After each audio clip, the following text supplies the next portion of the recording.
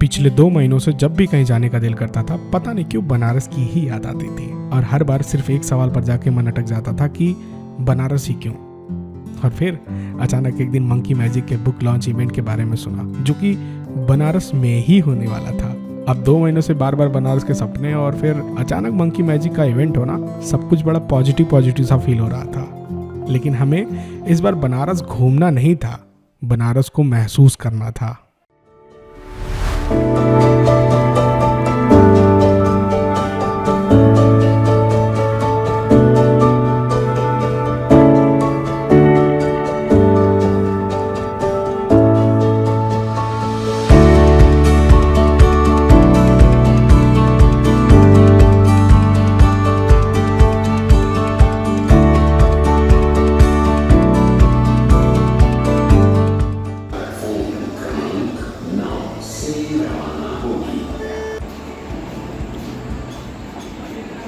जब गर्मी की वजह से सब परेशान अपने एसी रूम में सो रहे हो, उस वक्त मैं गोरखपुर के प्लेटफॉर्म नंबर 3 पर अपनी ट्रेन का इंतज़ार कर रहा था।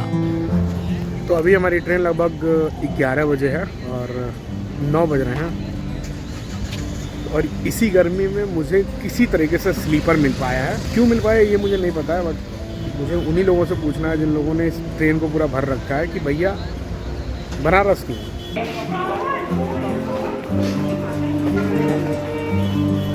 थोड़ी देर में हमारी छुक छुक गाड़ी ने दस्तक दी और हम सवार हो गए अपनी लौह पथगामिनी पर।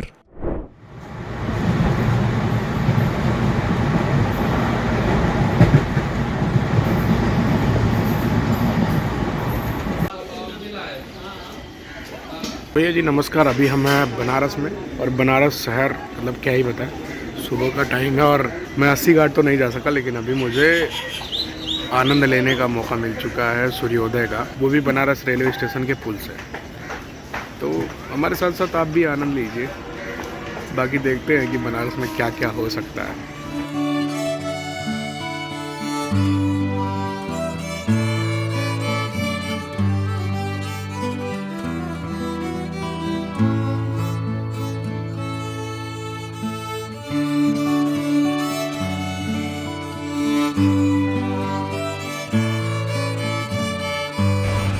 बनारस जैसे शहर को 1 या 2 दिन में एक्सप्लोर कर पाना इतना आसान नहीं है, फिर भी मैं कोशिश करूंगा कि कम से कम बनारस को थोड़ा और करीब से जान सकूं। पिछले साल बनारस आया था तो बस गंगा आरती देख पाया था और कुछ नहीं कर पाया था। इस बार देखते हैं कि क्या क्या हो सकता है। और सबसे ज़्यादा एक्साइटेड अगर हूँ बनारस आके तो मंकी मैजिक का वो इवेंट मुझे देखना है। बहुत बड़ा फ़ैन हूँ मैं मंकी मैजिक, मतलब रौनक भाई का।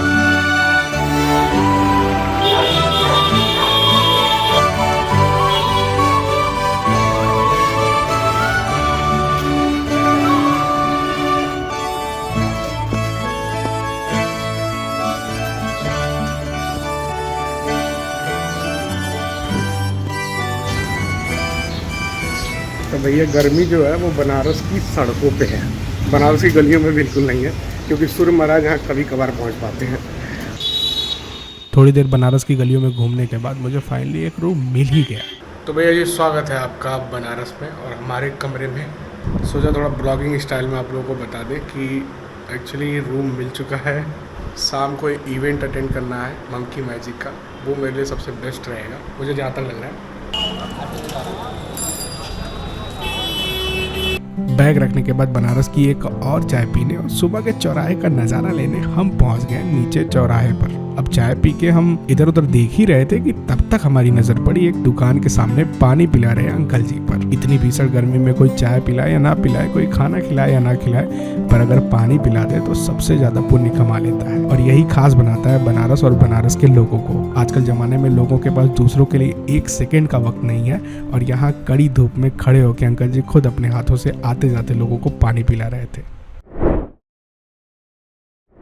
शाम के 5 बज चुके होते हैं। प्लान के हिसाब से सबसे पहले मणिकर्णिका घाट जाना तय हुआ, क्योंकि मैंने सुना था कि वहाँ एक अलग ही वाइब आती है, आपको जीवन के बहुत सारे सीख मिलेंगे। तो बस हमारी सवारी बनारस की टेढ़ी मेढ़ी पतली पतली गलियों से होते हुए निकल पड़ी मणिकर्णिका घाट के लिए। यार बनारस की गलियाँ समझना बड़ा मुश्किल है। मैं पिछले आधे घंटे से लगभग 3-4 गलियों से घूमते घूमते मुझे जाना था मणिकर्णिका घाट, बट यहाँ की अनसुलझी सी गलियाँ मुझे बार बार इधर उधर कर रही हैं।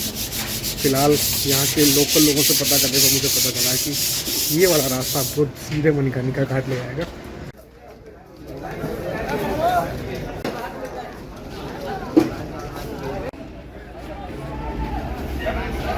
थोड़ी देर बाद मैं मणिकर्णिका घाट के बिल्कुल सामने होता हूँ। पता नहीं क्यों पर आज डर सा लग रहा था। थोड़ा आगे बढ़ने के बाद कुछ अजीब सा महसूस हुआ। शायद वो एक एहसास था, एहसास कि यही सत्य है, जो इस धरती पर आया उसे यहाँ से एक न एक दिन जाना ही है। मोह माया, पैसा, कपड़ा, मकान, जमीन, दौलत, इन सब के लिए हम पूरे जीवन भर परेशान रहते हैं और अंत में सब कुछ यहीं छोड़ के किसी घाट किनारे जलती हुई चिता में हमेशा के लिए समा जाते हैं। कहा जाता है कि यहाँ हमेशा किसी न किसी की चिता जलती रहती है और यहाँ की आग कभी शांत नहीं होती है। हिंदू पुराणों के हिसाब से जिसका अंतिम संस्कार मणिकर्णिका घाट पर होता है उसे सीधे मोक्ष प्राप्त होता है। अब ये महज कहानियाँ हैं या सच है, इसके बारे में मुझे नहीं पता है, लेकिन यहाँ आने के बाद एक पल के लिए आपको दुनिया के सारे मोह माया भूल जाएगी।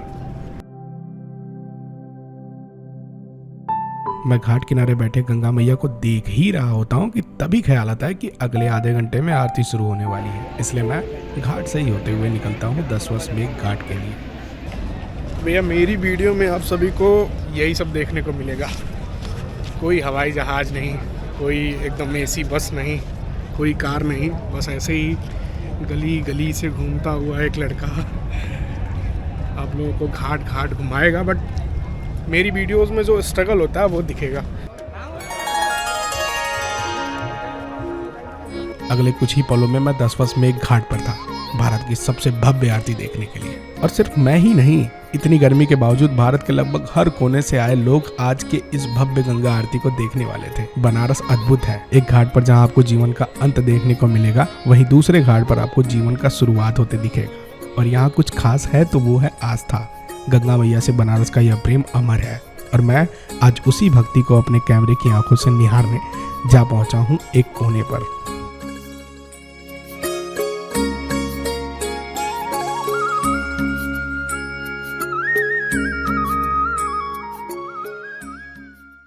गंगा सकल मुद मंगल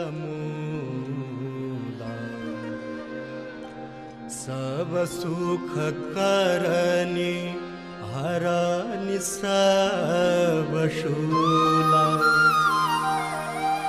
गंगा सकल मुद मंगल मूला सब सुख करनी हरनि सब शूला।